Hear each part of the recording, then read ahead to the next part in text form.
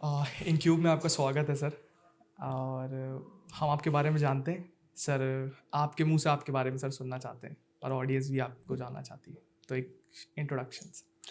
अ, सबसे पहले तो धन्यवाद आपका कि आपने मुझे अपॉर्चुनिटी दी। Thank you okay, sir. So मैं आपको अपना एक बहुत ही स्मॉल ब्रीफ ये बताना चाहूँगा कि बाय प्रोफेशन में एक केमिकल इंजीनियर हूँ। मैंने एनआईटी श्रीनगर से बीटेक किया था 2014 में। उसके बाद मेरे को काफ़ी जॉब अपॉर्चुनिटीज़ थी, एक दो जगह मैंने विद कुछ मंथ्स काम भी किया। बट क्योंकि मेरे को कॉलेज टाइम से हमेशा से ही मेरी लाइफ में एक एम था कि मुझे जो भी करना है वो अपना करना है।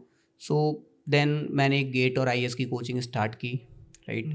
उसके स्टार्ट करने के बाद ग्वालियर में तो 8 to 9 मंथ्स में मैंने एक अच्छा रेवेन्यू जनरेट किया प्रॉफिटेबली। अगर मैं उसको रेवेन्यू टर्म्स में बोलूँ तो कम से कम 6 to 7 CR का रेवेन्यू हमने जनरेट किया, राइट। और बिग कोचिंग इंस्टीट्यूट जो कंपटीशन में थे, जैसा मेरा हमेशा से कंपटीशन को लेके अलग वो रहा है, तो कभी भी कंपटीशन ने मेरे को या बिग इंस्टीट्यूट ने भी वहाँ पर आके इतना compete नहीं कर पाया जहाँ पर मैंने अपना स्टार्ट किया। मैं हमेशा अपनी कुछ क्वालिटीज़ को मेंटेन करके चला हूँ और मेरा लाइफ का एक बहुत सिंपल एम रहा है। मैं एजुकेशन या किसी एंटरप्रेन्योर्स बैकग्राउंड्स को लेके या मेरे को कुछ भी अपना करना है तो मैं क्वांटिटी से कहीं ज़्यादा क्वालिटी पर फोकस करता हूँ।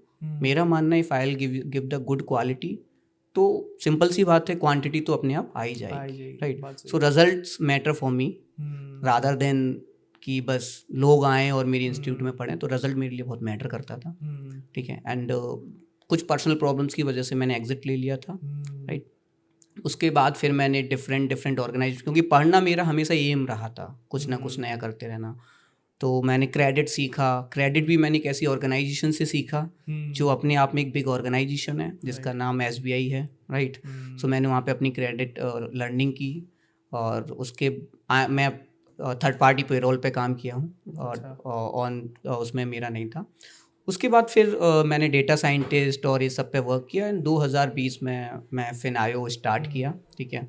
सो फिनायो जब हमने रिसर्च किया था 2020 में, तो एक बहुत ही छोटी, अगर मैं बोलूँ आपको, नहीं, एक ऐसी जगह से स्टार्ट हुआ था और रिसर्च करते हुए हम लोग EV स्पेस में एंटर किए थे।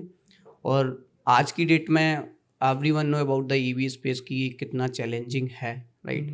सो ये मेरी एक बहुत स्मॉल ब्रीफ है जो मैंने अपनी जर्नी में किया है वहाँ से और यहाँ तक, राइट। सो आपके सर से कोई फैमिली बिजनेस बैकग्राउंड कभी नहीं सो रहा? यार देखो, मैं अगर फैमिली के बारे में बोलूँ तो मेरे पिताजी किसान थे, ठीक है।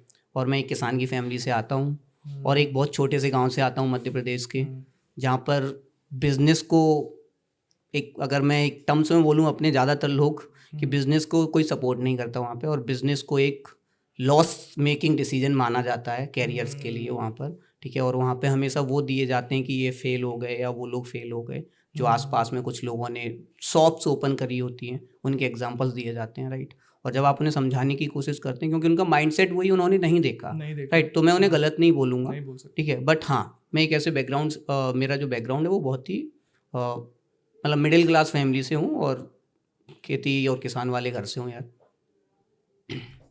और सर आपको क्या इंस्पायर किया कि आपने कॉर्पोरेट को ये जॉब छोड़ दी एंड सर ये एंटरप्रेन्योरशिप में आपने? सो यार देखो, मैं ना मेरे ना सबसे बड़ा जो रहा था मेरे किसी भी चीज़ को लेकर, अगर मैं बोलूँ इंस्पायरेशन, तो मेरे पापा ही रहे हैं, ठीक है। सो मेरे पापा के जितने भी भाई या कोई भी, अगर मैं फैमिली को बोलूँ, सब अच्छी उस पे थे, पोजीशंस पे। तो हमेशा से यही सुनता था कि बेटा पढ़ के कुछ बड़ा करना है आपको।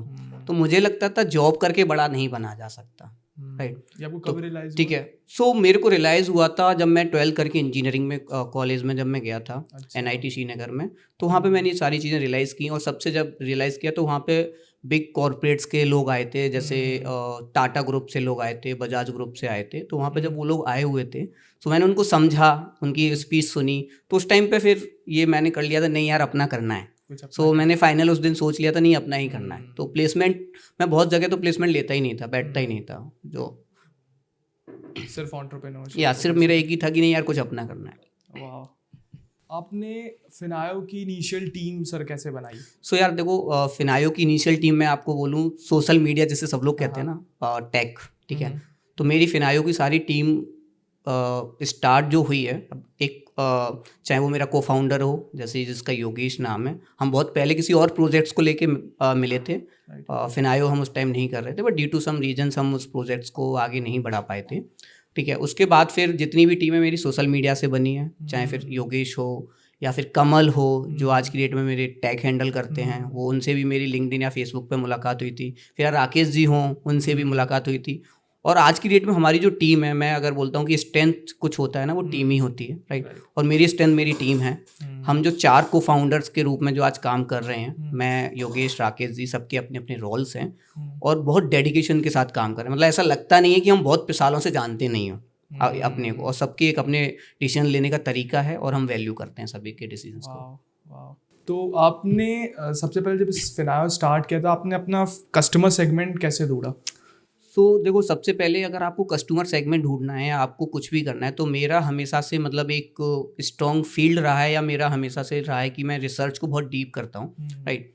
और रिसर्च का जो मेरा प्रोस्पेक्टिव होता है वो ये होता है कि जेन्युइन प्रॉब्लम जो मास पीपल्स को अडॉप्ट कर रही हो, राइट, कि वो बहुत लोगों को वो प्रॉब्लम हो रही है, और वो आप कैसे पता लगाएंगे? जब आप उन लोगों से मिलेंगे, राइट। तो मेरा हमेशा से रहा है कि यार मैंने पहले लोगों से मिला है। जैसे मान लो अगर अभी मैं ईवी इंडस्ट्री में डील कर रहा हूँ, राइट, तो सबसे ज़्यादा लोग कहाँ जाते हैं? हमारे इंडिया का ना एक बहुत सिंपल वे है किसी भी चीज़ के लिए, राइट। अगर आप ईवी में सबसे पहले, या किसी भी उसमें ऑटोमोबाइल इंडस्ट्री में आप अगर कुछ खरीदना चाहते हैं, तो आपका ना एक पहले से जर्नी है। आप सबसे पहले जाके अपने पास के एक डीलर देखेंगे, और वहाँ डीलर पे जाने के बाद आप क्या करेंगे? आप उसको बोलेंगे कि यार मुझे ये गाड़ी पसंद है, राइट, टेस्ट राइड लेने के बाद, और उसके बाद बोलेंगे सर यार फाइनेंस आप ही करा दो, राइट। अब बेचारा वो आरएम क्या करे? वो डिफरेंट बैंक के मैनेजर्स को या उनके आरएम्स को कॉल करेगा, आप वेट करेंगे, हफ्ते 2 हफ्ते लगेंगे, लोग आएंगे। तो ये जेन्युइन प्रॉब्लम्स थी जो हमें समझ में आई, राइट। तो हमने फिर उस चीज़ पे एक वो किया, और हमने ईवी स्पेस चुना, क्योंकि ईवी एक ऐसा स्पेस है जहाँ पर शायद डीलर्स की नहीं, लेंडर्स की भी एक अपनी प्रॉब्लम्स हैं। तो आप जैसे ईवी लेंडिंग स्पेस में काम करते हैं, तो ये कितना बड़ा मार्केट है? सो देखो यार, नीति आयोग की जो रिपोर्ट्स कहती है, राइट, तो वो ये बोलते हैं कि $50 बिलियन का मार्केट है, राइट, $50 बिलियन। या सो अगर जिसमें फिनायो की मार्केट साइज की बात करूं, जिसमें अभी हम लोग वर्क करते हैं, वो है ई रिक्शा, राइट। हम अभी ई रिक्शा हमने क्यों वो किया? सो सबसे पहले ना हमें ये समझना होता है कि किसी भी सेगमेंट में या किसी भी मार्केट में कि अडॉप्शन किस इंडस्ट्री में हो रहा है, राइट। सो आप अगर समझोगे ना बोरोवर को, तो वो ड्राइवर सेगमेंट में हो रहा है। आप उसको कैसे भी समझो, अगर ईवी अडॉप्शन आज की डेट में कहीं हो रहा है, तो वो है ड्राइवर सेगमेंट, राइट। चाहे वो ई रिक्शा हो या फ्लीट ऑपरेटर्स हो, तो कहीं ना कहीं आप समझोगे तो दोनों ही ड्राइवर्स हैं, राइट। वो जोमेटो की डिलीवरी कर रहा होता है 2 व्हीलर्स में, तो मास अडॉप्शन जो अभी हो रहा है वो ड्राइवर सेगमेंट में हो रहा है। तो हमने सबसे पहले इस सेगमेंट को समझा और इसमें हमने वर्क किया। तो अब कौन सी प्रॉब्लम सॉल्व कर रहे हो फिनायो में? सो हम लोग क्या कर रहे हैं, हम एक पूरे ईवी इकोसिस्टम्स, देखो सबसे बड़ा ना हमें ये समझना होगा कि एक्चुअली में ईवी इकोसिस्टम्स में चैलेंज क्या क्या आ रहे हैं और कौन कौन इन्वॉल्व है। सो आज की डेट में ईवी इकोसिस्टम्स में 4 लोग इन्वॉल्व हैं। एक लेंडर जो किसी गाड़ी को फाइनेंस करता है, एक मैन्युफैक्चरर जो गाड़ी बनाता है, एक रिटेलर जो गाड़ी सेल करता है, एक बायर जो गाड़ी खरीदता है। तो फिनायो क्या कर रही है, चारों को ही एम्पावर कर रही है थ्रू द टेक्नोलॉजी, राइट, जिसकी हेल्प से हम इन चारों की प्रॉब्लम्स को सॉल्व कर रहे हैं किसी ना किसी एंगल से, राइट। अगर मैं बोलूँ OEMs की एंड से कि हम कैसे सॉल्व कर रहे हैं, हम अपना एक NBFCs को एम्पावर करते हैं, फाइनेंसिंग ईजी कराते हैं उनके लिए, राइट।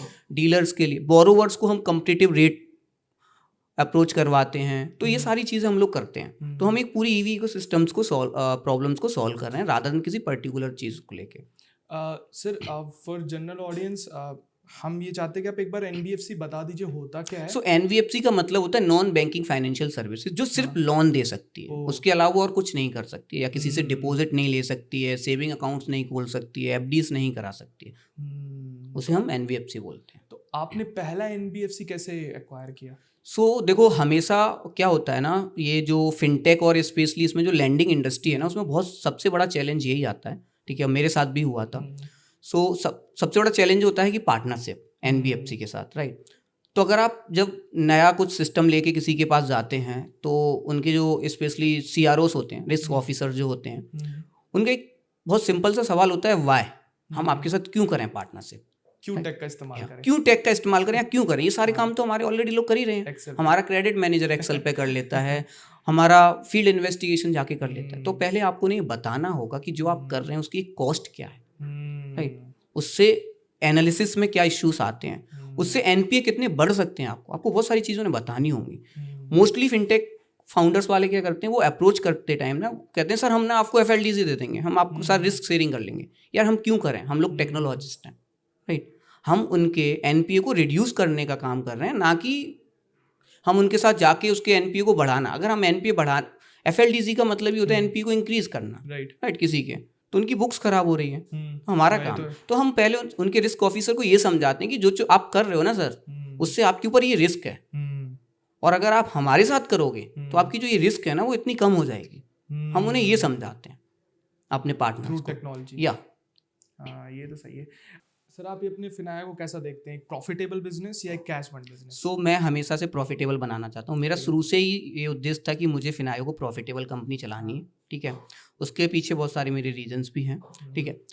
अगले 3 से 4 साल में मैं अपनी फिनायो को 1000 करोड़ की रेवेन्यू की कंपनी बनाना चाहता हूँ। ये मेरा पहले दिन से ही एम था, ठीक है। हाँ, कुछ साल जब इस इनिशियल हम स्टार्ट करते हैं तो कैश बर्न होता है, क्योंकि हमें अपने आप को प्रूव्ड करके देना होता है अपने पार्टनर्स को कि हम एक बेस्ट हैं। तो उस टाइम पे हमें चीज़ें फ्रीमियम मॉडल्स पे देनी होती हैं, राइट। बट मेरा मानना है, हमें क्योंकि क्रेडिट में ये पढ़ाया जाता है कि आप किसी के हर एक पैसे का जो कॉस्ट आप एनालिसिस करते हो, किसी के ऊपर खर्च करते हो, तो उसकी क्या वैल्यू है, आपको करना चाहिए कि नहीं करना चाहिए। अब मैं सालों सालों तक उसको फ्री में देता रहूं तो कोई उद्देश्य नहीं निकलता, इसका कोई मतलब वो नहीं निकलता है कि फ्री में क्यों दूं। मेरा सीधा सा है कि अगर मैंने किसी को कोई सर्विस दी है, मुझे उसकी कॉस्ट मिलनी चाहिए, मैंने मेहनत की उसको बनाने में, राइट। तो मुझे मेरी एक इनिशियल जो मेहनत है ना वो मिलना चाहिए, उसका आना चाहिए मेरे पास।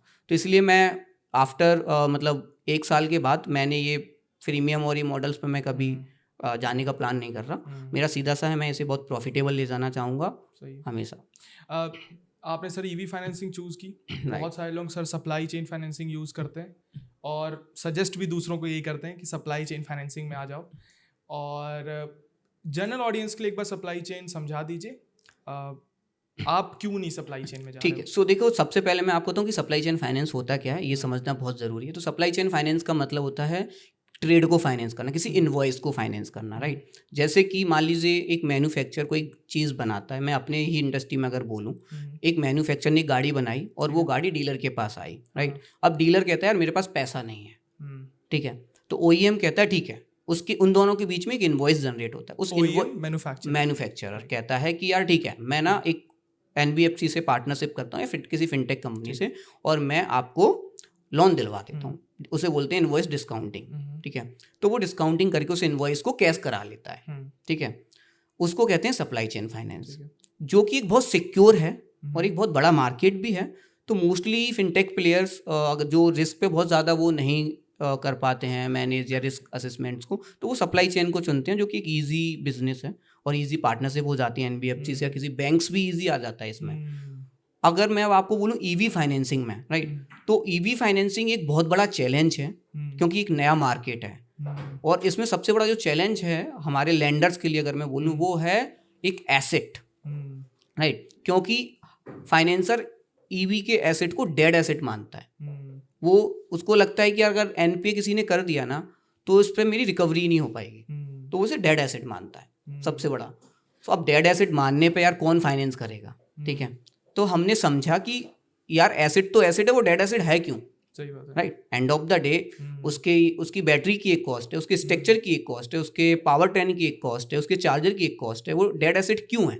हमने उस चीज़ को समझा, हमने कुछ एल्गोज डेवलप की और हमने कहा हम आपको एक बेस्ट उसका रीसेल कैलकुलेशन दिया करेंगे, या वैल्यूशन जिसे हम बोलते हैं फाइनेंस टर्म्स में, हम वैल्यूशन दिया करेंगे आपको हमारी एल्गोज के थ्रू, और हम आपको उसकी कॉस्ट निकाल के देंगे एसेट की, राइट। ये डेड नहीं है, ये एक्चुअल में एसेट है और इसकी भी एक वैल्यू है। तो हमने अपने NBFC पार्टनर्स को इंश्योर कराया, जिसकी वजह से हम इस इंडस्ट्रीज़ को अच्छे से डीप समझे, तो हमें लगा कि यार हम कुछ कर सकते हैं, राइट। और थोड़ा सा मेरी केमिकल इंजीनियरिंग की एक्सपर्टीज थी, वो काम आ गई कि बैटरीज की हेल्थ कैसे निकालते हैं, या किसी भी एसिड का MIS अगर हो तो उसे हम कैसे कैलकुलेट कर सकते हैं। तो उसकी हेल्प से मैंने ये पूरा हम लोगों ने एल्गो बनाया और जिसकी वजह से हम ईवी फाइनेंस को हमें लगता है ये बेस्ट है, क्योंकि जिसे कोई नहीं कर रहा उसे हम करते हैं। वाह वाह। अच्छा, आप एक बार ये बताइए कि सबसे बड़ा ईवी लेंडिंग स्पेस में सबसे बड़ी प्रॉब्लम क्या फेस कर रहा है अभी लेंडर? हाँ। सो सबसे जो बड़ी प्रॉब्लम है वो है एक्विजिशन और कलेक्शन। क्योंकि जैसा मैंने आपको बहुत शुरू में ही बोला था, जो कस्टमर है वो ड्राइवर है और वो एजुकेटेड नहीं है, वो टेक्नोलॉजी से दूर दूर रहना चाहता है, राइट। और वो रहना क्यों चाहता है ये भी एक बहुत बड़ा वो है, ठीक है। बट पहले मैं आपको ये बताना चाहूँगा कि एक्विजिशन और कलेक्शन कॉस्ट इतनी ज़्यादा हाई है इस इंडस्ट्रीज़ की, और जैसा कि मैंने आपको बोला वो इस एसेट को डेड मानता है, क्योंकि उन्हें समझ में नहीं आ रहा, इसकी कोई रीसेल वैल्यू नहीं है, सेकेंडरी मार्केट नहीं है, तो उन्हें लगता है यार ये हमारे लिए ना लॉस मेकिंग पोर्टफोलियो होगा।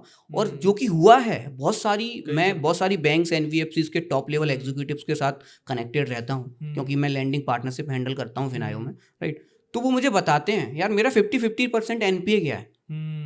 मैं बोलता हूँ कि सर आपका 50 गया है और मेरा तो अभी तक एनपीए हुआ ही नहीं है। ऐसा नहीं है, क्योंकि वो एक्सेल से शुरू किए थे, जैसा मैंने आपको शुरू से ही बोला, टेक्नोलॉजी का बहुत महत्व है, बट उसे समझाना जरूरी है, राइट। उसके एक प्रॉपर एनालिसिस आना चाहिए किसी डेटा का, तो हम वो सारी चीजें करके देते हैं अपने पार्टनर्स को। आरबीआई आजकल सर बहुत ज़्यादा स्ट्रिक्ट है और काफ़ी फिनटेक जो प्लेयर्स हैं काफ़ी डर रहे हैं इस चीज़ को लेकर के, and most of the NBFC जो लाइसेंस वगैरह हैं वो भी रद्द कर दिए गए हैं, एंड आपका इसमें क्या विचार है? सो देखो यार, most of the fintech player जो हैं आज की डेट में वो सब एनबीएफसी बनना चाहते हैं, क्योंकि आरबीआई की रेगुलेशन बहुत स्ट्रिक्ट हो रही है, ठीक है। सो बट मेरा मानना है कि आरबीआई की रेगुलेशन के दायरे में रह के भी बहुत सारे इनोवेशंस किए जाते हैं, और फिनटेक का मतलब लेंडर नहीं होता। फिनटेक का मतलब होता है आप एक टेक्नोलॉजी बना के देंगे एक लेंडर को, ठीक है। अब अगर वो फिनटेक जो एनबीएफसी का लाइसेंस ले रहे हैं, तो मेरा मानना है वो फिनटेक है नहीं, वो एक लेंडर हो गए, राइट।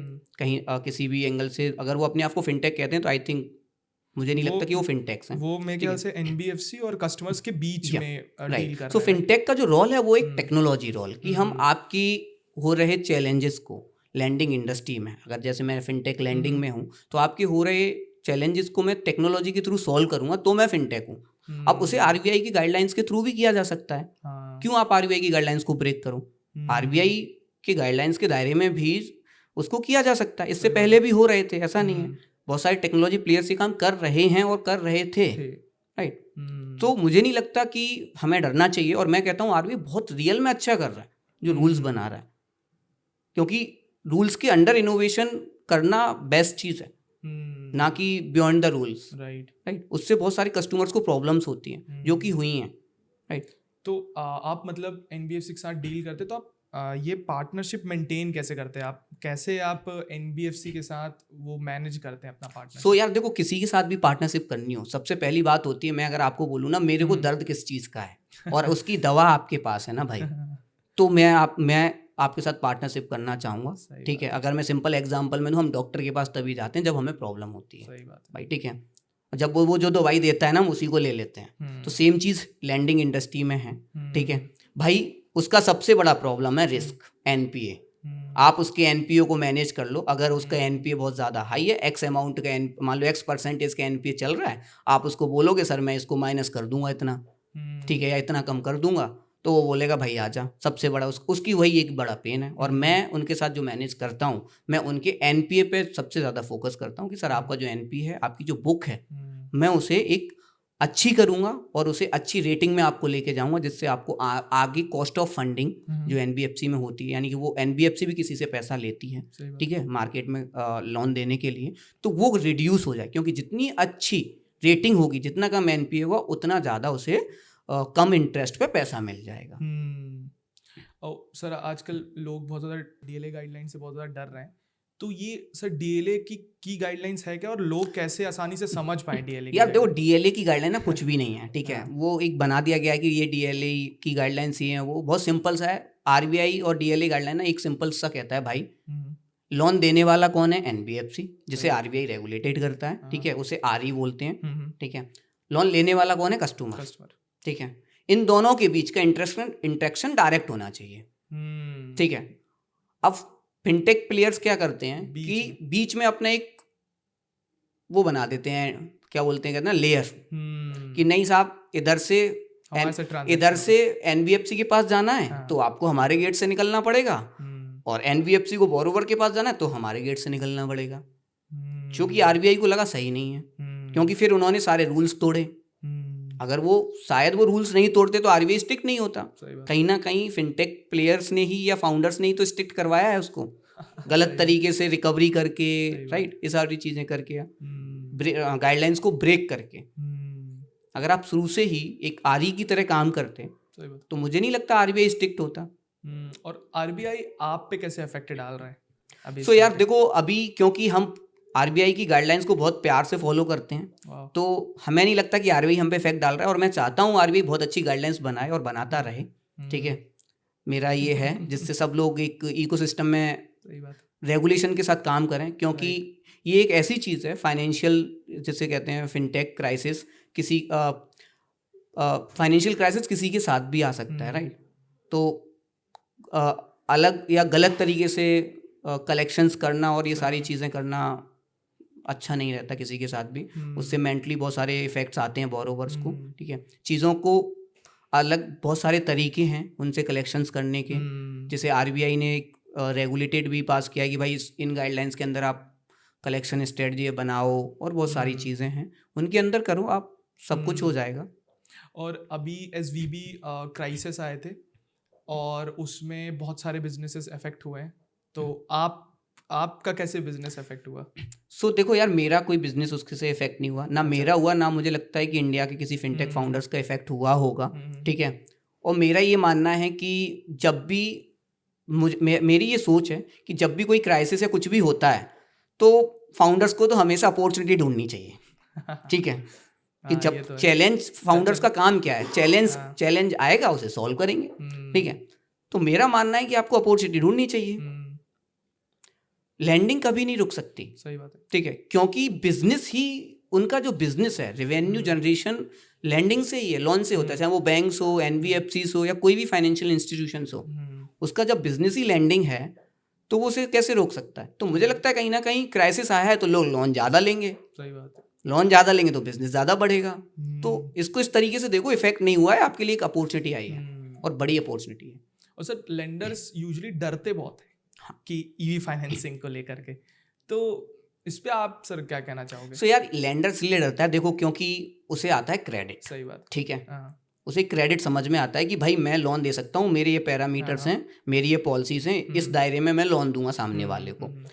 अब ईवी फाइनेंसिंग एक तरीके से सिक्योर्ड लोन है, और क्योंकि उसे डेड एसेट मान लिया जाता है तो वो अनसिक्योर्ड भी हो गया, तो उसकी पॉलिसी ही नहीं समझ में आ रही ना, लेंडर बनाए कैसे? सही बात, उसे सिक्योर्ड में बनाए या अनसिक्योर्ड में बनाए? अगर अनसिक्योर्ड में बनाता है तो उसकी एक्विजिशन या पोर्टफोलियो बोलते हैं, जब कोई भी फाइनेंसर किसी भी नए लैंडिंग उसमें करता है स्टार्ट, तो उसे पोर्टफोलियो बोला जाता है। उसकी पोर्टफोलियो की कॉस्ट इतनी ज़्यादा हाई हो जाती है, तो वो कहता है यार मेरा कॉस्ट ऑफ फंडिंग और ये सारी चीज़ें इतनी ज़्यादा जाएंगी तो मेरे को बहुत सारा लॉस होगा, ठीक है। तो इसकी वजह से वो कहता है नहीं यार रहने देते हैं, करते ही नहीं है।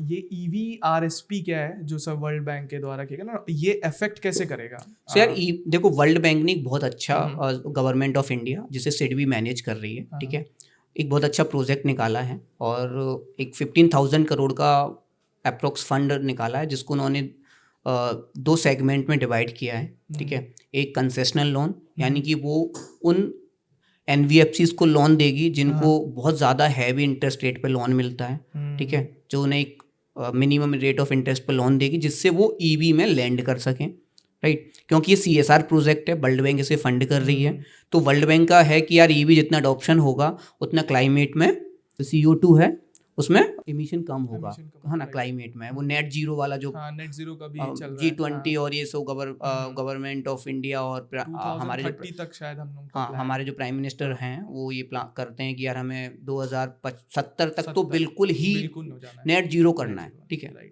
तो वो इनका जो प्लान है, तो उसके लिए वर्ल्ड बैंक ने इस प्रोजेक्ट को स्टार्ट किया है। और सबसे अच्छी बात जो इस प्रोजेक्ट की वो ये है कि जैसा मैंने आपको बोला कि हर लैंडर फाइनेंस करने से डर रहा है, तो वर्ल्ड बैंक कह रहा है कि यार आप फाइनेंस करो और आपके साथ 50% की मैं रिस्क शेयर करूंगा। अगर आपका कोई एनपीए जाता है उसका 50% पैसा मैं आपको दूंगा एज एन रिस्क शेयरमैन, राइट। तो उससे लगता है कि ईबी जो पेनिट्रेशन इंडिया में अगर अभी एक सर्टेन उससे हो रहा है CAGR से, अगर मैं बोलूँ ई रिक्शा का मैं बात करूँ ईयर ऑन ईयर, तो इस साल दिसंबर 2021 में से दिसंबर 2022 तक की मैं बोलूँ करीब 45 से 50% से बढ़ा है, ठीक है, जो कि एक बहुत बड़ा वो है। तो हो सकता है ये अडॉप्शन 60 to 70% से बढ़े, क्योंकि जितने ज़्यादा फाइनेंसर आएंगे, लिमिटेड फाइनेंस हो रहा है, राइट, तो जितने ज़्यादा फाइनेंसर्स आएंगे उतना लैंडिंग ईजी होगी, उतना ज़्यादा अडॉप्शन होगा। तो ये बहुत अच्छा प्रोजेक्ट है जो OEMs को भी बहुत हेल्प करेगा, जो बोरोवर को भी बहुत हेल्प करेगा, जो लेंडर को भी बहुत हेल्प करेगा, क्योंकि अगर लेंडर फाइनेंस करना स्टार्ट कर देगा तो बाकी सबके लिए तो वैसे ही हेल्प हो जाएगा। सर आप रिस्क मैनेजमेंट सर कैसे हैंडल करते हो? क्योंकि सर बोरोवर और उनके एंड पे सो देखो यार, सबसे पहले ना ये समझना होगा कि रिस्क देता कौन है भाई, ठीक है। सो मेरा ये मानना है रिस्क देने वाला है कस्टमर, जिसको आपने लोन दिया है, बोरोवर, ठीक है। सो आप उसके तरफ से समझो और आप उससे इंटरेक्शन करो, आप उसके इंटेंशन को समझ लोगे ना। देखो फाइनेंस इंडस्ट्रीज में आपको दो चीजें समझना बहुत जरूरी है, कैपेसिटी ऑफ पेमेंट और इंटेंशन ऑफ पेमेंट। एक बंदे की आपको कैपेसिटी पता है कि भाई इस बंदे की इतना अमाउंट EMI भरने की क्या बोलते हैं लिमिट है, इससे ज़्यादा ये नहीं दे पाएगा। दूसरा आपको उसका इंटेंशन पता है कि यार इसकी ये इंटेंशन, ये भरना चाहता है, राइट। अगर आप ये दोनों चीज़ें निकाल सकते हो तो आपका जो रिस्क है ना, बाकी चीज़ें आपको डेटा की जरूरत भी नहीं पड़ेगी। इसको जितना भी आपको मेहनत करनी है ना, आपको इस डेटा पे करो, ना कि किसी और डेटा पे, समझो। तो आप बोरोवर साइड से समझो। लोग अक्सर रिस्क करते हैं कि सर आपका इतना NPA हो रहा है, तो उधर से एनालिसिस करते हैं। आप जो रिस्क कर रहा है ना उसको समझो। अगर आप उसको समझ जाओगे ना तो रिस्क ऑटोमेटिकली बहुत ज़्यादा रिड्यूस हो जाएगी। पर सर जो आपका रिस्क है वो कुछ ना कुछ तो होगा, ऐसा तो नहीं कि आप बिल्कुल नहीं, रिस्क बिल्कुल है। देखो बिल्कुल है, मैं ये नहीं कह रहा हूँ कि रिस्क नहीं है, राइट। जब भी कोई पोर्टफोलियो ओपन होता है उसमें हम पहले ही एक रिस्क अमाउंट काउंट करके रखते हैं। हम पहले ही जब लैंड करते हैं पैसा मार्केट में, लोन देते हैं ना, तो उसमें ऑलरेडी आपके लेंडर्स, हाँ, हमारे जो लेंडर पार्टनर्स हैं, एक रिस्क पहले से ही होता है कि यार 2-3% का रिस्क भी अगर आता है हमारे पास तो हम मैनेज कर लेंगे और हम प्रॉफिटेबली हमारा पूरा पोर्टफोलियो जाएगा, राइट। तो मैं ये नहीं कह रहा 100%, लेकिन अगर वो 2% को भी आप रिड्यूस करके 1% कर दो या 0.5% कर दो तो उसका प्रॉफिट कितना अच्छा हो गया, आप समझो। तो वो कैसे करोगे? वो आपको बोरोवर का इंटेंशन समझना होगा। आप जब, जैसा मैंने आपको शुरू में ही बोला, क्वांटिटी की जगह क्वालिटी पे फोकस करते हैं ना, तो हम उन बोरोवर्स को देखते हैं ना जो इंटेंशन ऑफ पेमेंट उनका बहुत अच्छा है कि नहीं यार देखो किसी रीजन से या उनके किसी फाइनेंशियल क्राइसिस की वजह से वो नहीं पे कर पा रहे हैं, बट अगर उनका इंटेंशन है कि मुझे पे करना है, अगर आपने ये निकाल लिया तो वो आपका लॉस नहीं है, वो पैसा आपके पास आएगा। लॉस वो है जिसका इंटेंशन के लिए कि सर मुझे देना ही नहीं है पैसा, वो लॉस है। तो आपको वो समझना होगा। सर आपका NPA क्या है? सो यार अभी तक लकीली हमारा NPA नहीं है, ठीक है। हम लोग करीब 18 to 20 CR का AUM मैनेज कर रहे हैं हमारे पार्टनर्स का, ठीक है, जो इस इंडस्ट्रीज में काफ़ी अच्छा हो जाता है ई रिक्शा मार्केट में, ठीक है। और हमारा लकीली कोई हमें ऑलमोस्ट 1 साल होने वाला है, May 14 में हमारे को 1 साल हो जाएगा, ठीक है। तो हमारा अभी तक कोई NPA नहीं है, और क्योंकि हम बहुत ज़्यादा फोकस करते हैं और हम अपने जो रिस्क देने वाला बंदा है हम उससे बहुत इंटरेक्शन करते हैं और हम उसको समझते हैं, ठीक है, और वो हमें समझता है। जब एक दूसरे को लोग समझते हैं तो लोग रिस्क में नहीं डालते हैं। सही बात। सर आपका टैक्स रिलेटेड क्या ओवरव्यू है सर फाइनेंशियल स्पेस को लेकर?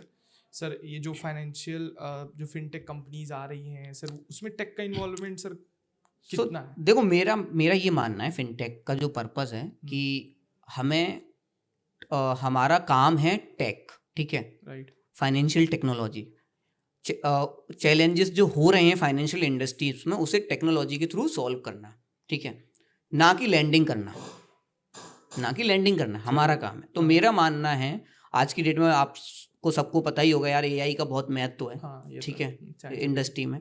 तो आप उसका यूज़ करो, आपके पास बहुत डेटा आता है, आपके लैंडर्स का डेटा है, NPA है, आप ट्राई करो उसको इस तरीके से एनालिसिस करने का। आप एल्गोस इस टाइप्स के बनाओ कि फ्यूचर में उनके साथ कोई डिफॉल्ट्स नहीं होंगे, राइट। तो आपका काम टेक्नोलॉजी बनाना है ऐसा नहीं कि नहीं यार अब तो मैं अपने पार्टनर का ही यार मैं कॉम्पिटिटर बन गया और मैं अब लैंडिंग करूंगा सर, है ना, नहीं सर अब तो मैं बहुत लैंडिंग लोग ऐसा करूंगा। करते हैं, तो ये डेटा चीज़ इकट्ठा करके, सभी करते हैं, हाँ सभी कितने कर भी रहे हैं। बहुत सारे फिनटेक्स हैं, इसीलिए वो डीएलए गाइडलाइंस में उन्हें प्रॉब्लम्स हो रही है प्रॉब्लम्स ना। हो रही हैं इसी कारण। हाँ, तो कहते हैं ना कि मिल के कमाओ ना यार।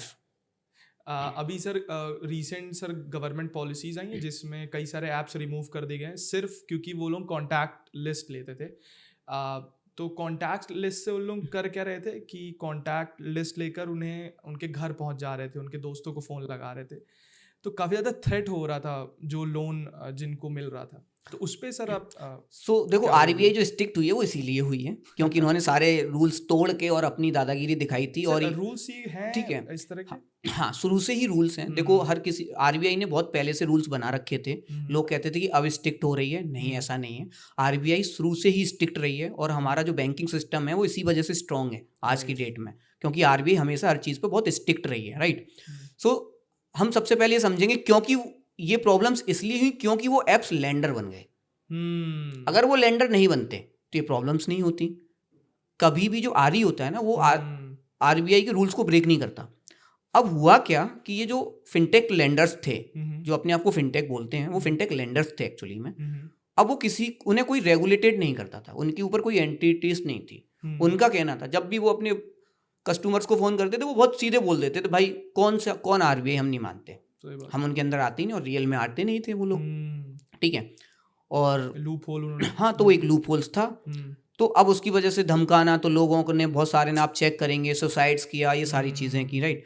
अब वो कहते थे कि, और कहते ये थे हम डेटा इसलिए लेते हैं, हम उससे रिस्क मैनेज करते हैं, हम रिस्क असेसमेंट करते हैं, अल्टरनेट स्कोर कार्ड बनाते हैं हम, ठीक है। मेरा ये मानना है यार कि सोशल मीडिया से हम क्या अल्टरनेट स्कोर कार्ड बना लेंगे, कोई कहीं घूमने जा रहा है हम क्या ही बना लेंगे उससे, राइट, ठीक है, उससे हम तो नहीं कुछ बना लेंगे। तो कितना ये spend बहुत कर रहा अच्छा है वो। बहुत अच्छा किया ये आरबीआई ने, क्योंकि हर लैंडिंग हमेशा रेगुलेटेड होनी चाहिए, क्योंकि इससे बहुत सारी प्रॉब्लम्स आएंगी लोगों को अगर ये रेगुलेटेड नहीं होगी, जो कि हुए भी हैं, क्योंकि इसमें पैसा इन्वॉल्व है, और जहाँ पैसा इन्वॉल्व होता है वहाँ बहुत सारी चीज़ें होती हैं। तो सर फिर ये एनबीएफसी कैसे लोन को देने के बाद हाउ लाइक सो एनबीएफसीज क्या करती हैं, देखो हाई एनबीएफसी जो रिकवर करती हैं, हाँ। उसका एक रूल्स रेगुलेशन आरबीआई द्वारा बनाया गया है। अच्छा। बहुत फॉर्मेट है, एक स्टैंडर्ड फॉर्मेट है बोरोवर से वो करने के, उसके लीगल तरीके हैं, आप लीगल तरीके फॉलो करो, लीगल, हाँ, जो आरबीआई ने आपको बना के दिए, कोर्ट वगैरह, ठीक है, like हाँ, बहुत सारे judiciary- लीगल तरीके हैं, ऐसा नहीं है, हाँ। बहुत सारे लीगल तरीके हैं, आप उनको फॉलो करो। राइट। आप सर अपनी ईयर ऑन ईयर से ग्रोथ कैसे सर ट्रैक करते हो? सो यार देखो, ईयर ऑन ईयर ग्रोथ ऐसे ट्रैक करते हैं, बहुत सिंपल सी बात है। तो मान लो 2021-22 में मेरी कंपनी ने रेवेन्यू जनरेट किया 1 करोड़ रुपए का, ठीक है। फिर हम ये प्लान करते हैं कि अब हमें इंडस्ट्री, देखो हमेशा आपको ना प्रोजेक्शंस ऐसे बनाने चाहिए, ठीक है, जो आपके इंडस्ट्रीज के अकॉर्डिंग हो, और लोग जो इसे कॉम्पिटिटर कहते हैं उसके अकॉर्डिंग हो, ठीक है, कि हमें इनके साथ चलना है, ठीक है। उस हिसाब से आपको अपने प्रोजेक्शंस रेडी करने चाहिए, और फिर उस पर स्ट्रेटजीज बनानी चाहिए, ठीक है। और फिर उस हिसाब से आपका जो एंड पे जो भी आपने गोल तैयार किया, मान लो मेरा 21-22 में 1 करोड़ का था, मेरा 22-23 में मेरा प्लान है मुझे 5 करोड़ बनाना है रेवेन्यू को, ठीक है। तो आप समझ लो 4x की ग्रोथ हो गई मेरी, राइट। तो ये सिंपल सा फॉर्मूला है ग्रोथ का, कि आपकी बिगनिंग वैल्यू क्या है, एंड वैल्यू क्या है, और पीरियड कितना है उसका, ड्यूरेशन, इन सबको इससे एक ग्रोथ निकल आती है। और सर आप अपनी खुद की सर ये जो मार्केट रिसर्च है लेंडिंग स्पेस में, कैसे आप अपने आप को अपडेट रखते हो, और कहाँ से आप कैसे रिसर्च कैसे करते हो आप? सो आपको हमेशा इंडस्ट्रीज में इन्वॉल्व होना होगा सबसे पहले, मार्केट रिसर्च, ठीक है। और मार्केट रिसर्च में सबसे बड़ा काम होता है कीवर्ड्स, ठीक है। बहुत सारे ऐसे इंस्टीट्यूट्स हैं जो अपनी रिसर्च पेपर पब्लिश करते हैं, ठीक है, आप पढ़ो। अगर जैसे मैं बोलूँ फाइनेंशियल इंडस्ट्रीज़ की मैं बात करूँ, पीडब्ल्यूसी, डिलॉयट, केपीएमजी जैसी कंपनियां अपना रिसर्च पेपर पब्लिश करती हैं, आप उन्हें स्टडी करो। नीति आयोग अपनी रिसर्च पेपर्स पब्लिश करते हैं टाइम टू टाइम। बहुत सारे इंस्टीट्यूट हैं, आप उन्हें पढ़ो, आप इंडस्ट्री से अवेयर रहो, आप लोगों से मिलो उस इंडस्ट्री के, ठीक है। तो आपको और पेपर्स के अकॉर्डिंग आपको थोड़ा ना ग्राउंड रिसर्च भी करनी चाहिए, मेरा ये मानना है, सिर्फ ठीक पेपर्स है, पे पूरा सिर्फ पेपर्स पे नहीं जाना हाँ। चाहिए, क्योंकि पेपर्स पे तो डेटा बहुत सारी चीज़ों को मतलब बदल जाता है। ठीक है, तो आपको कहीं ना कहीं ग्राउंड रिसर्च भी करनी चाहिए। और ग्राउंड रिसर्च कैसे होती है, आप देखो सिंपल सी बात है यार, आप लोगों से मिलोगे वो आपको 4 बातें बोलेगा, आप फिर और मिलोगे कोई आपको 2 से 3 बातें बोलेगा, तो वो बहुत ज़रूरी है। ठीक है, आपको ग्राउंड रिसर्च करना बहुत ज़रूरी है, और फिर उसके बाद आप एक अपना एनालिसिस करो, राइट। वो बहुत ज़्यादा ज़रूरी है। तो आपका क्या व्यू है कि ईवी खरीदने से रिलेटेड, ईवी खरीदना चाहिए कि नहीं? क्योंकि आप तो खैर उसी सेगमेंट में काम कर रहे हो, आपका तो होगा ही कि इसे बाय नहीं, करना है, इसके पीछे देखो मेरा एक बहुत सिंपल व्यू है ईवी को लेके कि बहुत ईवी छोटी स्टेज में है सर अभी हाँ, तो व्हीकल को लेके देखें तो सबसे पहले आपको ये पता होना चाहिए कि आप जो भी चीज़ खरीद रहे हो उसका यूज केस क्या है। अगर आपको उसका यूज केस अच्छे से पता है तो ही वो काम करना चाहिए। अब मान लीजिए मैं per day 50 to 60 kilometre travel करता हूँ, बट दिल्ली एनसीआर में ही करता हूँ, राइट। और अगर एक ईवी व्हीकल्स की मैं बात करूँ, ठीक है, तो मेरा मानना है 300 का वो लोग बोलते हैं, 4 व्हीलर की मैं बात करूँ, अगर मुझे 4 व्हीलर से चलना है तो बोलते हैं ईजिली 300 किलोमीटर चलती है। मैं उसको कम ले लेता हूँ, 200 से 250 चलती है। ठीक है, मैं नहीं बोल रहा वो 300 पूरा चलती है। और मेरे को पर डे कितना चलना है? 50 से 100 किलोमीटर, ठीक है, जो मुझे ट्रैवल करना है। तो मेरे हिसाब से आपको यूज केस पता होना चाहिए, और यूज केस के हिसाब से अगर आपका यूज केस 90% शॉर्ट है, 100 किलोमीटर के अंडर ही है पर डे, तो ईवी बेस्ट है आपके लिए। बट आपको बियॉन्ड इसके जाना है तो अभी इंफ्रास्ट्रक्चर रेडी नहीं है, टाइम लगेगा, तो लेटर ऑन स्टेज आप ईवी पे जा सकते हैं। सर आप ये सोच नहीं रहे कि ईवी से थोड़ा और बाहर निकला जाए और इस दूसरे सेगमेंट में भी जाया जाए? देखो यार, मेरा ये मानना है कि जहाँ सबसे ज़्यादा चैलेंज हो ना वहाँ एंटर करना चाहिए। ठीक है, और ईवी में भी बहुत ज़्यादा चैलेंजेस हैं, बाकी सब मार्केट के तो चैलेंजेस ऑलरेडी कवर हैं, ऑलरेडी बहुत सारे प्लेयर्स हैं जो उसी में आके काम कर रहे हैं। और पूरी भीड़ में घुसने से अच्छा है यार आप ना अलग जाओ, तभी दिखोगे। ठीक है, तो हम लोग ईवी में एंटर किए हैं क्योंकि इसमें बहुत चैलेंजेस हैं। सर आपने सर ये प्रोडक्ट मार्केट फिट निकाला कैसे जनरल ऑडियंस? सबसे पहले ये समझना होगा कि प्रोडक्ट मार्केट फिट होता क्या है यार। देखो सबके अपने थॉट हैं, बट मेरा जो थॉट है प्रोडक्ट मार्केट फिट का, कि जैसे मैंने बोला एक मास ऑडियंस यानी मास कस्टमर को प्रॉब्लम हो रही है और आपका प्रोडक्ट उसकी 90% उस ऑडियंस को सॉल्व कर रहा है, तो मेरा मानना है आपका प्रोडक्ट मार्केट फिट हो गया भाई। क्या सॉल्व करना जरूरी है? बिल्कुल यार, एक आपने कोई प्रोडक्ट बनाया और अगर वो प्रॉब्लम को सॉल्व ही नहीं कर रहा तो किस चीज़ का प्रोडक्ट मार्केट फिट, बताओ। बट से जैसे कई ऐसे एप्स आते हैं जो कि ज़्यादा कुछ बड़ी प्रॉब्लम नहीं सॉल्व कर रहे हैं, but still they have good downloads. So downloads किसी की ग्रोथ को नहीं बताते हैं, ठीक है, और ये इन्वेस्टमेंट के हिसाब से ये नंबर्स अच्छे लगते हैं, ठीक है, डाउनलोड्स। ठीक है, हमारा तो ऐप ही नहीं है कोई प्ले स्टोर पे, तो हमारे कोई डाउनलोड्स नहीं होते, तो सॉफ्टवेयर हैं। ठीक है, तो आप इसका मतलब ये तो नहीं है कि डाउनलोड्स ग्रोथ को बताते हैं। ठीक है, तो यार देखो मेरा ना एक बहुत सिंपल सा थॉट है कि हमने कोई कंपनी बनाई एक प्रॉब्लम को सॉल्व करने के लिए, एक मास ऑडियंस की प्रॉब्लम को सॉल्व करने के लिए, और हम उसे सॉल्व ही नहीं कर पा रहे, तो मुझे नहीं लगता हमने कुछ बनाया।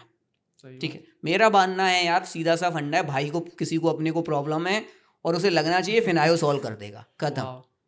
एक फाउंडर्स के अंदर क्या स्किल्स होनी चाहिए आपके हिसाब से? सबसे मेन चीज़ मैं बताऊं फाउंडर्स के अंदर क्या होना चाहिए।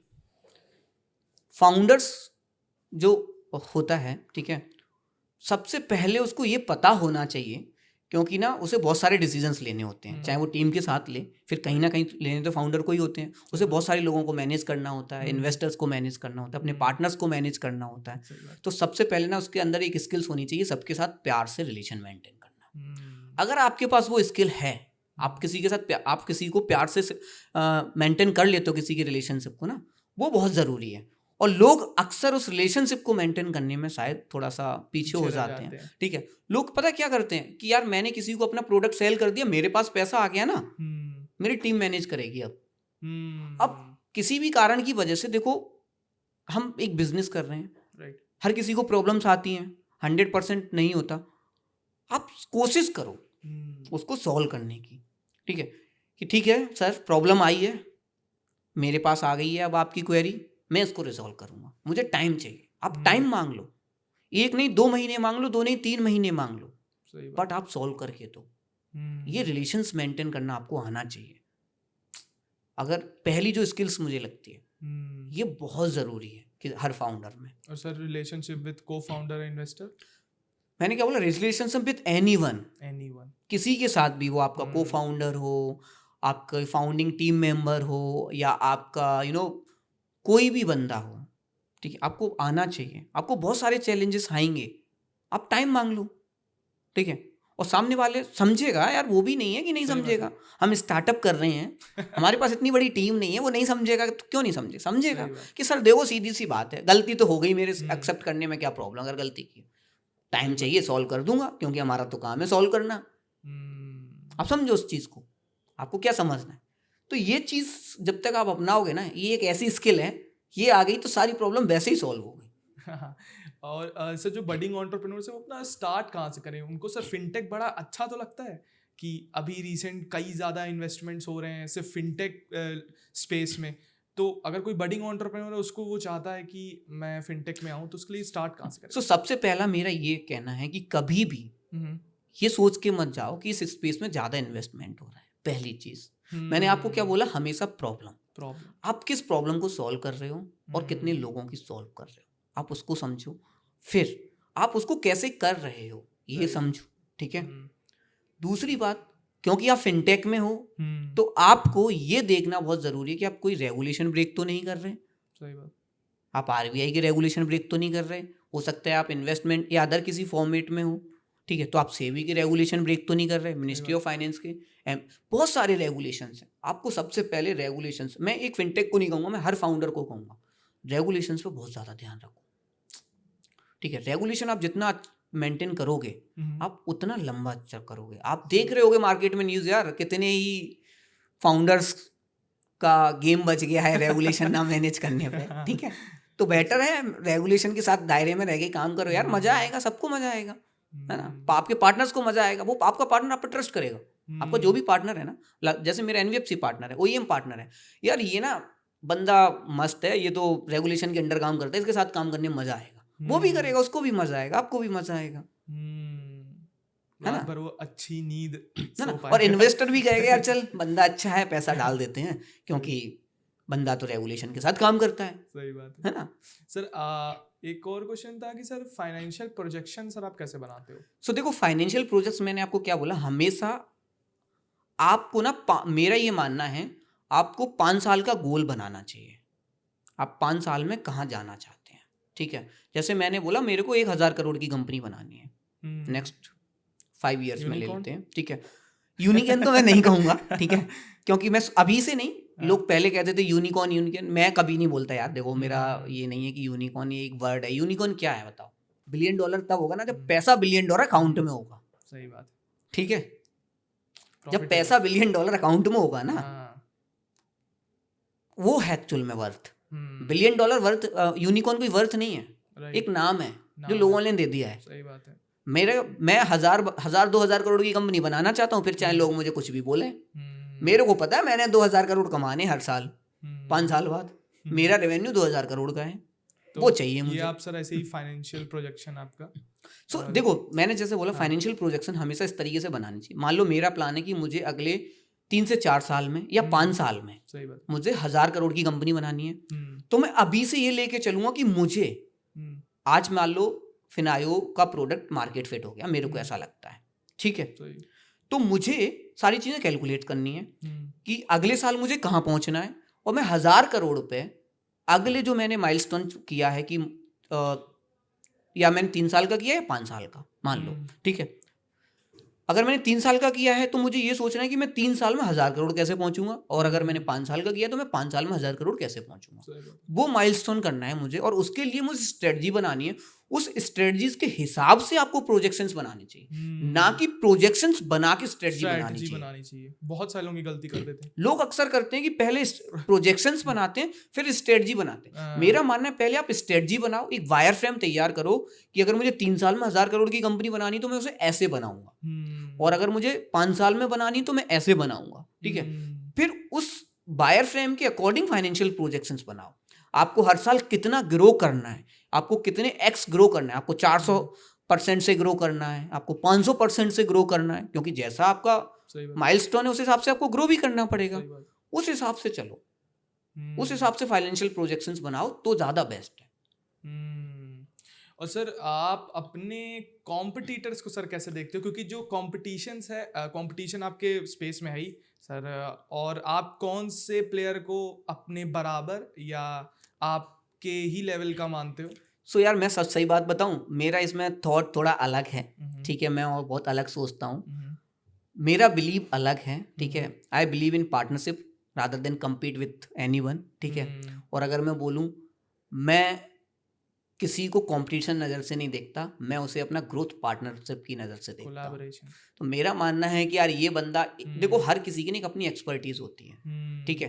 टीम फिनायो की एक्सपर्टीज हर किसी में नहीं हो जाएगी, ठीक है। हर किसी की एक अपनी एक्सपर्टीज होती सही है। बात, सो और इकोसिस्टम बहुत बड़ा है, मार्केट साइज बहुत बड़ा है, बहुत बड़ा है। फिनायो कभी उसे 100% कैप्चर नहीं कर सकता ना। बट अगर वो अपने कॉम्पिटिटर के साथ एज अ पार्टनर काम करेगा तो वो 100% भी कैप्चर कर सकते हैं, क्योंकि अब वो अकेला नहीं कर रहा है, राइट, उसके साथ एक खुद की टीम नहीं है, सही बात। उसके पास एक एक्सपर्टीज टीम है, हम्म, जो एक दूसरे का कंपटीशन, जब आप किसी को कंपटीशन में देखोगे तो आप उसे गिराने की सोचोगे, वो आपको गिराने की सोचेगा। लेकिन अगर आप किसी को एज अ पार्टनरशिप की नज़र से देखो, वो आपको बढ़ाने की सोचेगा, आप उसे बढ़ाने की सोचोगे, तो दोनों मिलके बढ़ो ना यार। 2000 करोड़ कमाओ, 1000 अकाउंट में, खुश रहो, मस्त रहो। क्यों किसी को कंपटीशन की नज़र से देखना? सही बात है। सीधा सा फंडा है। जैसे सर पेपाल और x.com आपस में हाँ, जुड़ गए, वैसे सिंपल सा हाँ, फंडा है सही ना। बात, आप हाँ, कंपटीशन मत देखो, आप सही बात। पार्टनर की नज़र से देखोगे ना, आप देखोगे कि आप कितना इजी जा रहे हो। वो बंदा आपको 4 एडवांस बताएगा कि यार ब्रिजन भाई, एक बंदा, मैं जैसे मैं मोस्टली प्रेफर करता हूँ पार्टनरशिप मॉड्यूल्स में, ठीक है, मैं हमेशा पार्टनरशिप मॉड्यूल में करता हूँ और मैं कभी कंपटीशन नहीं देखता। तो मैंने बोला एक वेस्ट बंगाल की कंपनी से, भाई तू यहाँ का एक्सपर्ट है, ठीक है, तेरे पास फंड थोड़ा कम है और मेरे पास एक्सपर्टीज है एनबीएफसी के साथ पार्टनरशिप करने की। तू ऐसा कर, मैं तेरे को फंड ला के देता हूँ वेस्ट बंगाल के लिए, तू 500 करोड़ डिप्लॉय कर दे। तो समझो, हम दोनों पार्टनरशिप हुए ना। अगर मैं बोलूं नहीं मैं वेस्ट बंगाल आता हूं, तो मेरी कितनी कॉस्ट बढ़ी, उस पार्टनरशिप से मेरी कॉस्ट रिड्यूस हो गई। सही बात। और मैंने एक दिन के अंदर वेस्ट बंगाल को कवर कर लिया भाई। सब मेंटालिटी क्या है ना इंडिया में, कि कोई आगे बढ़ रहा है उसका पैर पकड़ के नीचे की, तो यही तो चेंज करनी है ना। ये चेंज करना हमारा, क्योंकि आप बाहर देखोगे अमेरिका वगैरह में और बाकी कंट्रीज में लोग एक साथ पार्टनरशिप में ही काम कर रहे हैं, बट इंडिया में ऐसा नहीं है। इंडिया में मोस्टली लोगों का बिहेवियर ऐसा है, क्योंकि उसके पीछे रीजन है। जब हमें शुरू से ही ये सिखाया जाता है यार वो तेरा कॉम्पिटिटर है। सही बात है, घर से ही, हर जगह से, आपको सब जगह से सीखने मिलेगा, तो एक ही चीज सीखने मिलेगी, वो ना तेरा कॉम्पिटिटर है भाई। वो बंदा तू देख रहा है ना कॉम्पिटिटर है, पिच में अभी पूछेंगे तेरा कॉम्पिटिटर कौन है। सही बात यार मैं क्यों किसी को कॉम्पिटिटर मानूं? आज ईवी फाइनेंस $50 बिलियन का मार्केट साइज है, फिनायो अकेला कभी कैप्चर कर पाएगा क्या? नहीं, वो तो। और अगर मैं कहूं, मैं 1000 बैंक्स और एनबीएफसीज मान लो अवेलेबल हैं, और उसमें से फिनटेक सबको मिला के 1000 लोग एक इकोसिस्टम में अवेलेबल हैं, और मैं बोलूं हम सब लोग मिल जाते हैं, तो 100% मार्केट हो गया हम लोगों का। सबकी अपनी अलग अलग एक्सपर्टीज, अपनी किसी की कोई एक्सपर्टीज है, किसी की कोई एक्सपर्टीज है। और लोग कहते हैं कि नहीं, आपको पता है कंपटीशन करने में कॉस्ट ज्यादा लगती है, पार्टनरशिप करने में कॉस्ट बिल्कुल जीरो हो जाती है। बट सर अगर आपका सेम मॉडल सामने वाला रेप्लिकेट कर रहा है एंड आप उसके साथ पार्टनरशिप में हो, देन कहीं ना कहीं वो आपको भी अफेक्ट कर सकता है ऐसा। सो देखो, ये ना मैंने क्या बोला, रिलेशंस बहुत मैटर करते हैं, ठीक है। और क्योंकि हर इंसान के अंदर, मैंने बोला, एक एक्सपर्टीज होती है, उसे कोई भी नहीं बदल सकता। और वो एक्सपर्टीज पता है क्या होती है? फाउंडर की स्किल्स। राइट। लोग कहते हैं मैंने ऐसा टैग बना दिया, वो तो कल हो जाएगा रेप्लिकेट। मुझे पता है मेरे अंदर एक स्किल है एनबीएफसी के साथ दोस्ती बना के रखने की, राइट। तो वो मेरी उस स्किल्स को चोरी नहीं कर सकता ना भाई। टेक तो आगे जाकर रेप्लिकेट मेरी स्किल्स को तो चोरी नहीं कर सकता ना भाई। मेरे नेचर को कौन चोरी कर सकता है बताओ? हाँ, ये भी है। बिहेवियर को कोई चोरी नहीं कर सकता, नेचर विथ टेक। बिहेवियर को कोई चोरी नहीं कर सकता। तो बेस्ट है रिलेशनशिप और बिहेवियर। बिहेवियर अपना कहते हैं ना, NBFC लोग कहते हैं मौत क्या होता है, मैं कहता हूँ सबसे बड़ा मौत होता है एग्जीक्यूशन स्ट्रेटजी। उससे बड़ा मौत कुछ नहीं है। और एग्जीक्यूशन स्ट्रेटजी क्या है? आपका बिहेवियर, आपके पार्टनर्स के साथ क्या बिहेवियर है, आपके इन्वेस्टर्स के साथ क्या बिहेवियर है, बस। आपके सर एक और चीज पूछना था, आपका कैक क्या है, कस्टमर एक्विजिशन कॉस्ट कितनी? सो देखो यार, हम क्योंकि मैंने क्या बोला, मुझे प्रॉफिटेबली जाना है, तो मैं इस पे बड़ा कम खर्च करता हूँ। ठीक है, ये मेरा हमेशा से रहा है। ठीक है, मेरा आज की डेट में मैं आपको अगर ग्रोस जो स्केल होने के बाद एक मैं टॉप लेवल पे स्केल कर जाऊँगा कि 2 साल बाद, तो 90% के आसपास मेरा ग्रोस मार्जिन होगा। आप इमेजिन करो 90%। तो ये कैसे आप कैसे? सो ये कैलकुलेट, देखो सीधा सा फंडा है। आपकी किसी भी चीज़ को आप किस कस्टमर एक्वायर कैसे करते हो, या आप पार्टनरशिप को एक्वायर कैसे करते हो, बहुत सारे पॉइंट्स होते हैं। ठीक है, आप किसी एक कस्टमर को एक्वायर करने में कितना पैसा खर्च करते हो। ठीक है, उसे क्या क्या।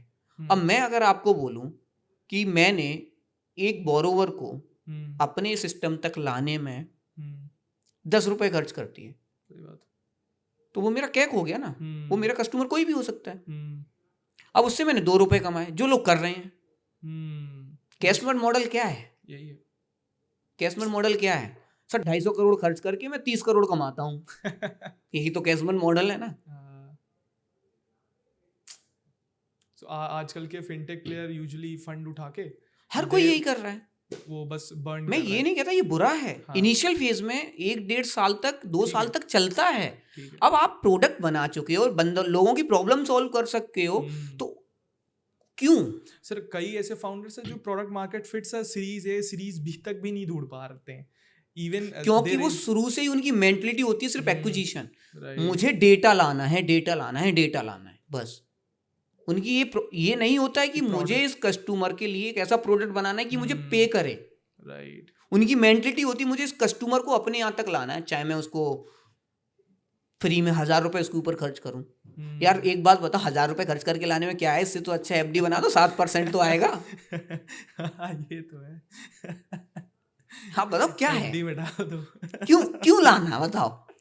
ये सर आप 1-1.5 साल कर लिया, डेटा आ गया, मार्केट समझ गए, अब तो प्रॉफिटेबली जाओ ना।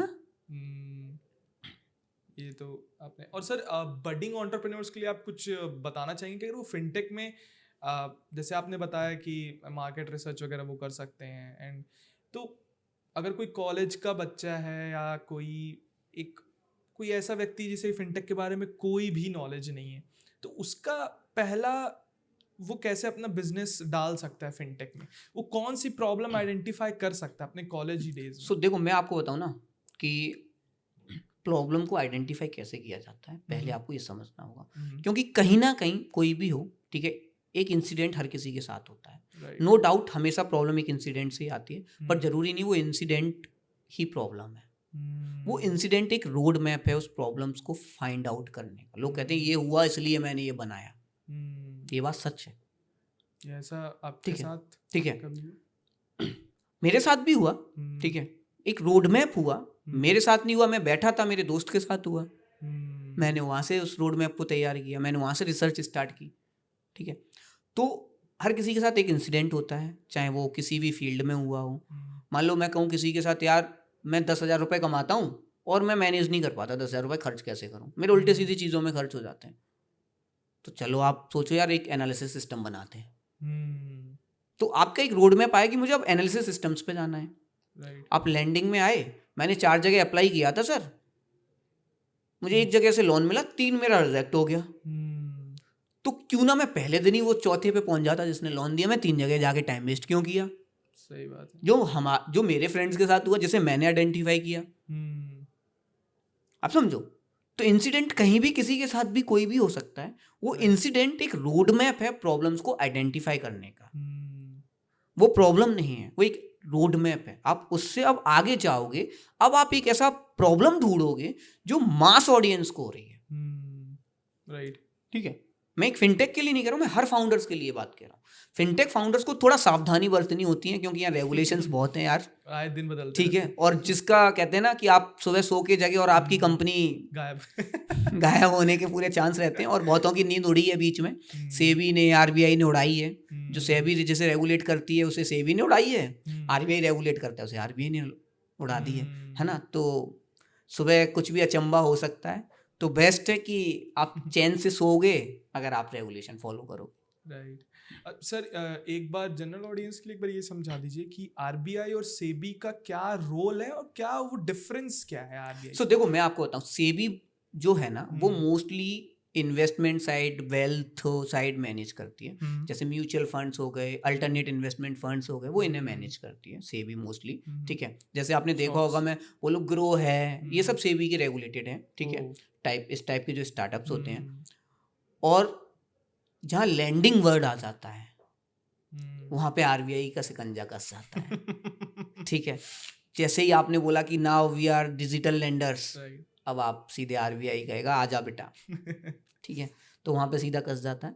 तो वहाँ आरबीआई का काम होता है लैंडिंग किसी भी फॉर्मेशन में हो, जहाँ लैंडिंग हो रही है वहाँ आरबीआई का काम है, और जहाँ इन्वेस्टमेंट हो रहे हैं वहाँ सेबी का काम। एक सिंपल दो डिफरेंट एंटिटीज हैं जो डिफरेंट चीज़ों को मैनेज करती है। तो सर आप लास्ट में सर कुछ बोलना चाहेंगे हमारी ऑडियंस को, कि कोई भी सर आप गाइड करना चाहेंगे कोई स्टार्टअप आइडिया जो हमारे अपकमिंग एंटरप्रेन्योर्स के लिए हो। सो यार देखो, बहुत सारे स्टार्टअप्स फील्ड्स में आइडियाज़ हैं, ठीक है। और मैं यही कहना चाहूँ, किसी का सुन के स्टार्टअप आइडिया मत बनाओ, ठीक है। आप डे टू डे हो रही आपके साथ प्रॉब्लम्स को, मैं हमेशा, एक मेरी डायरी थी, मेरे दोस्त अक्सर कहते थे पता नहीं क्या लिखता रहता है, ठीक है। और वो बहुत भरी हुई थी, और मैं कहता था एक दिन यही मेरी डायरी मुझे शायद करोड़ों बनवाई की, ठीक है। तो मेरे को क्या था, कोई भी मेरे साथ इंसिडेंट होता था ना, चाहे मैं कुछ भी कर रहा हूँ, ठीक है, मैं उसे डायरी में नोट कर लेता था। यार आज मुझे ना यहाँ से यहाँ ट्रैवल किया, मुझे ये प्रॉब्लम आई ट्रैवल में, ठीक है। या मैं किसी दोस्त के साथ बैठा हूँ, बातें कर रहा हूँ, उनके साथ कोई ऐसा इंसिडेंट सुना, मैंने बुला के लिख लिया। मेरा ये हमेशा होता था। फिर मैं उस पर रिसर्च करता था, मार्केट साइज कितना है, कितने लोगों की समस्याएं हो रही होंगी, मेरे को कितनी नॉलेज है, क्या मुझे इस फील्ड में जाना है या नहीं, ठीक है।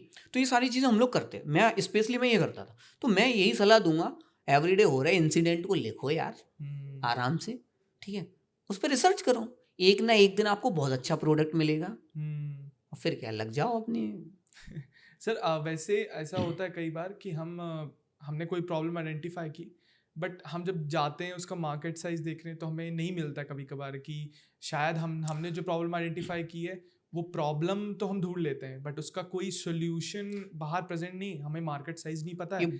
तो ये डर रहता है कि हम क्या इस पे बिजनेस कर पाएंगे या करना चाहिए। ये बहुत लोगों के साथ होता है, ठीक है। उसके पीछे एक रीज़न है, हम एक प्रॉब्लम आइडेंटिफाई कर लेते हैं, क्योंकि हमने जो प्रॉब्लम आइडेंटिफाई की होती है और जिनको ये प्रॉब्लम हो रही होती है हम उनसे कम डिस्कस करते हैं, ठीक है। अगर आप अपना कस्टमर सेगमेंट पकड़ लोगे ना भाई, आप अपना मार्केट साइड खुद निकाल लोगे। मैं रिसर्च रिपोर्ट की बात ही नहीं कर रहा। आज मैं आपको अपना मार्केट साइज एक सिंपल वर्ड्स में बताता हूँ कि मैंने कैसे कैलकुलेट किया। ये तो नीति आयोग और ये लोग कहते हैं, मेरे अकॉर्डिंग टोटल एड्रेसेबल मार्केट मेरा मार्केट साइज है ही नहीं। मेरा कस्टमर कौन है वो मेरा मार्केट साइज है ना, और वो कितने हैं तो मैं खुद निकालूंगा ना यार अपना मार्केट साइज।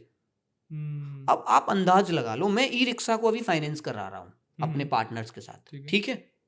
तो मेरा मार्केट साइज क्या क्या हो सकता है, ई रिक्शा जितने, ठीक है।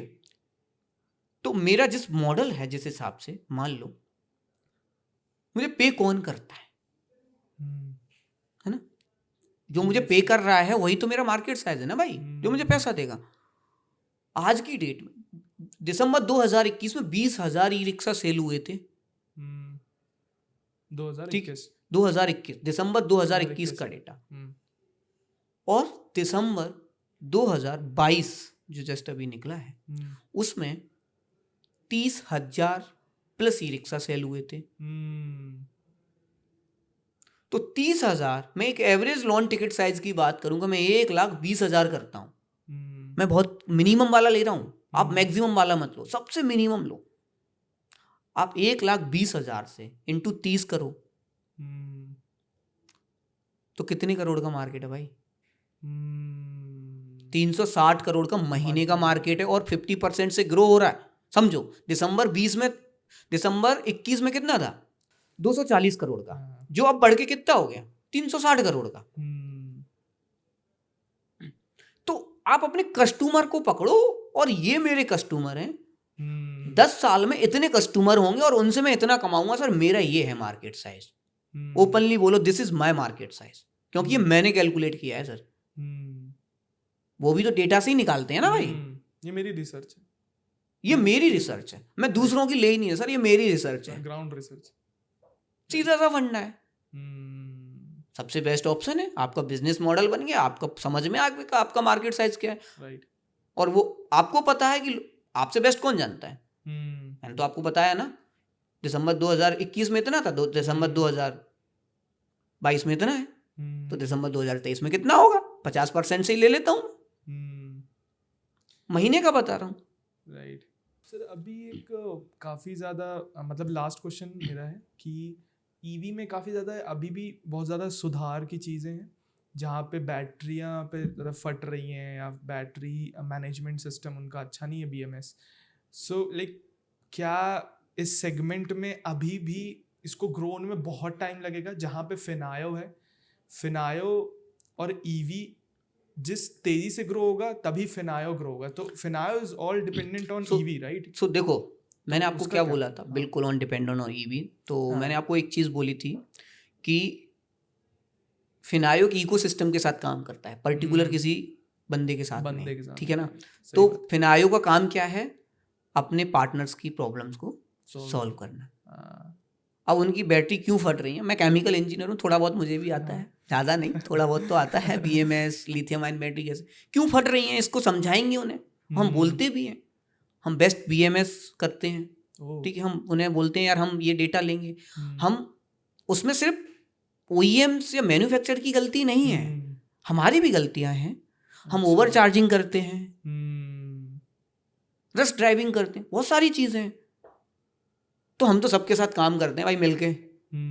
तो फिनायो का काम है चैलेंजेस के साथ काम करना। तो जो मार्केट EV 2030 में अडॉप्शन हो रहा होगा, फिनायो कोशिश करेगा उसे 2 साल पहले अडॉप्शन करवा दे, है ना, क्योंकि हम तो सबके साथ काम कर रहे हैं। सीधा सही बात है भाई, हमें ग्रो होना है तो हमारे पार्टनर्स को ग्रो करना होगा। हमारे पार्टनर्स ग्रो तभी होंगे जब हम उनके प्रॉब्लम को सॉल्व करेंगे। फिनायो तो आया ही प्रॉब्लम सॉल्व करने के लिए, तभी तो इस EV में आए, जहाँ दुनिया नहीं आ रही थी वहाँ हम आए। Right. So thank you sir, आपने अपना वैल्यूएबल टाइम दिया, और हम बहुत ज़्यादा, हमें खुशी है सर कि आप हमारे पॉडकास्ट में आए। और सर एक काफ़ी वैल्यूएबल सर आपने लेसन दिया है, जो आज के नौजवान हैं जो ये फिनटेक में घुस रहे हैं, सिर्फ एक इन्वेस्टमेंट पर्पस से घुस रहे हैं, आज उनको आपने एक बहुत अच्छा लेसन दिया है कि इन्वेस्टमेंट पर्पस से मत घुसो। अगर तुम्हें घुसना है तो प्रॉब्लम आइडेंटिफाई करो, उसे सॉल्व करो, तब तुम इस स्पेस में आओ, and then you can make it big.